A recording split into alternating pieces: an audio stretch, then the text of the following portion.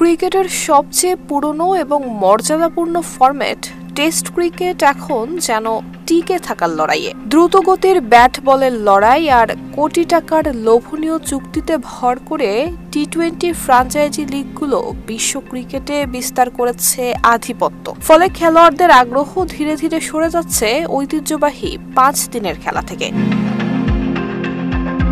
Indian premier league, Big Bash, PSL, the 100 কিংবা নতুন নতুন উদীয়মান লিগ, প্রতিটি টুর্নামেন্ট খেলোয়াড়দের জন্য অর্থ আর জনপ্রিয়তার বড় উৎস হয়ে উঠেছে। বিপরীতে টেস্ট ক্রিকেটে দীর্ঘ সময় ব্যাটিং বা বোলিংয়ের ক্লান্তিকর মানসিক চাপ থাকলেও অর্থনৈতিক সুবিধা তুলনামূলক কম।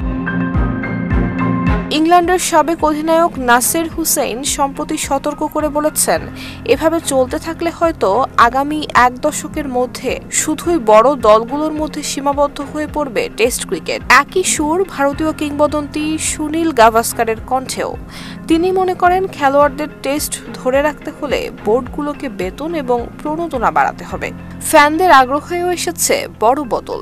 সোশ্যাল মিডিয়া এবং টিভি রেটিং দেখাচ্ছে দ্রুত শেষ হওয়া উত্তেজনাপূর্ণ টি-20 ম্যাচের প্রতি ঝুঁকছে নতুন প্রজন্ম। এমনকি আইসিসিও টেস্ট চ্যাম্পিয়নশিপ চালু করে দর্শকও টানতে পারছে না প্রত্যাশা মতো। বিশেষজ্ঞরা বলছেন, যদি তাড়াতাড়ি কোনো ভারসাম্য তৈরি না হয় তবে ক্রিকেটের সবচেয়ে বড় পরীক্ষা বলে পরিচিত টেস্ট হয়তো ভবিষ্যতে শুধু ইতিহাসের পাতায় সীমাবদ্ধ থাকবে। নুসরাত জাহান মেহেক, ঢাকা পোস্ট।